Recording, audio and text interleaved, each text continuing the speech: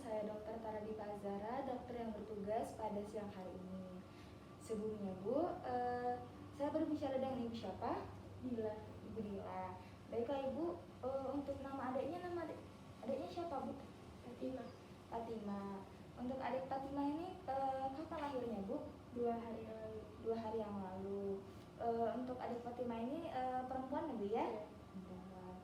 Baik, Ibu Ila, karena sekarang Ibu sudah mau pulang, jadi saya akan melakukan pemeriksaan untuk melihat apakah anak Ibu ini mempunyai penyakit jantung bawaan atau tidak. Nah, penyakit jantung bawaan atau CCHD ini adalah istilah yang mengacu pada sekelompok cacat jantung serius yang hadir biasanya sejak lahir Bu. Nah, screening ini dilakukan saat bayi berusia minimal 24 jam atau selambat mungkin jika bayi ini akan dipulangkan dari rumah sakit sebelum berusia 24 jam. Nah, apakah Ibu bisa mengerti Bu apa yang sudah saya maksudkan? Ya. Baiklah, apakah Ibu bersedia Bu untuk melakukan pemeriksaan? Ya. Baik, karena Ibu bersedia, mari kita lakukan pemeriksaannya Bu ya.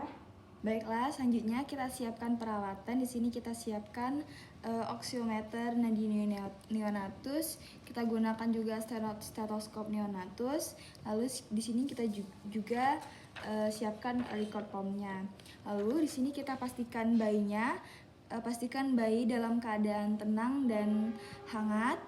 Kita tidak boleh melakukan screening ketika bayi menangis, kedinginan, atau dalam prosedur fototerapi. Lalu tahap selanjutnya kita akan melakukan pemeriksaan fisik.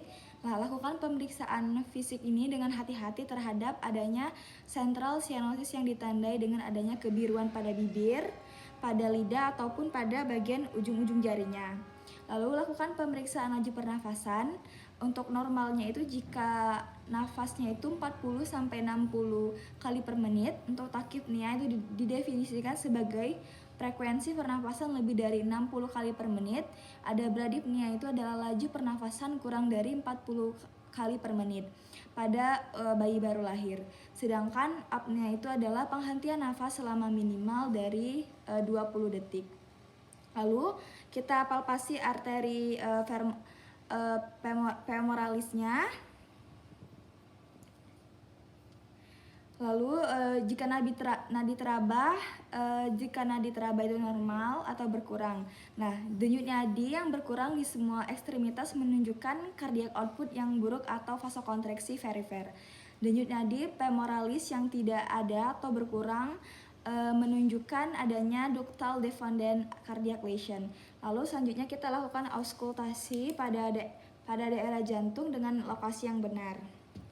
Nah, di sini untuk bagian aorta yaitu di ruang intercostal 2 kanan, untuk pulmonalik ruang intercostal 2 kiri, untuk tricuspid itu batas sternum kiri bawah di ruang intercostal 4, lalu untuk mitral mid clavikular lain ruang kostral yang ketiga. Lalu kita identifikasi apakah adanya murmur. Selanjutnya kita perhatikan berat badan bayi. Kita lihat kenaikan berat badan bayi sekitar 200-300 gram per tiap minggunya.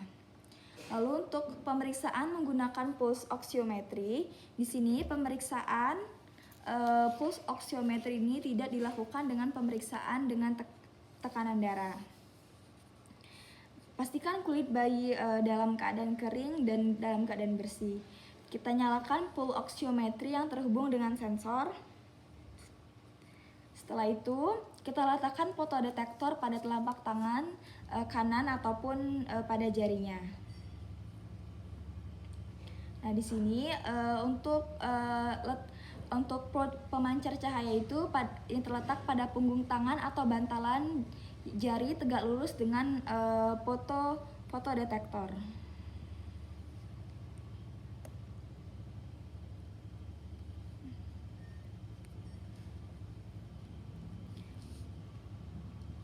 Setelah itu, pastikan fotodetektornya menempel pada kulit. Lalu kita baca dan catat hasil pengukurannya. Selanjutnya, kita lakukan pemeriksaan sama, yaitu pemeriksaan pada kakinya. Lalu kita letakkan fotodetektornya itu pada telapak kaki dan probe pemancar cahayanya itu terletak pada bagian punggung kaki.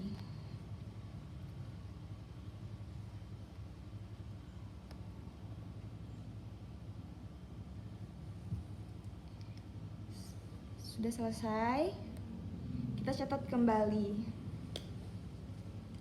Nah, lalu kita matikan. Nah, setelah selesai, kita ikuti algoritma screening penyakit jantung bawaan kritis. Yang pertama, untuk algoritma screening penyakit jantung bawaan kritis menggunakan pulse oximetry. Screening dilakukan pada bayi berusia minimal 24 jam atau sebelum bayi keluar dari rumah sakit jika belum 24 jam. Setelah dilakukan pemeriksaan menggunakan full oximetry, kita lihat saturasi oksigen pada tangan dan kakinya. Bila saturasi keduanya lebih dari sama dengan 95% dan selisih antara kedua pengukuran kurang dari sama dengan 3%, maka pasien dinyatakan lulus screening. Bila saturasi pada tangan kanan dan kakinya itu kurang dari 90%, maka pasien dinyatakan tidak lulus screening, sehingga dokter perlu menyampaikan kepada orang tua dan merujuk pasien ke dokter jantung anak. Nah, bila saturasi pada tangan kanan dan kaki di antara 90% sampai dengan kurang dari 95% atau selisih antara kedua pengukuran lebih dari 3%, maka pemeriksaan diulang kembali 1 jam kemudian. Bila masih didapatkan hasil yang sama, maka screening diulangi kembali 1 jam kemudian. Bila masih mendapatkan hasil yang sama, maka pasien dinyatakan tidak lulus screening, sehingga dokter perlu menyampaikan kepada orang tua dan merujuk pasien ke dokter jantung anak. Alhamdulillah, jadi tadi kan sudah dilakukan pemeriksaan ya. Untuk adik ini tekanan oksigennya itu dalam batas normal ya Bu. Untuk di tangannya sendiri 97% dan di kakinya juga sama 97%. Karena tidak ada perbedaan yang jauh dari hasil screening tadi, sepertinya untuk anak ibu ini tidak ada kelainan pada jantungnya Bu ya. Jadi ibu sudah bisa dipersilakan untuk pulang dan semoga hari ini cepat sehat selalu Bu ya. Terima kasih dok. Ya, sama-sama Bu.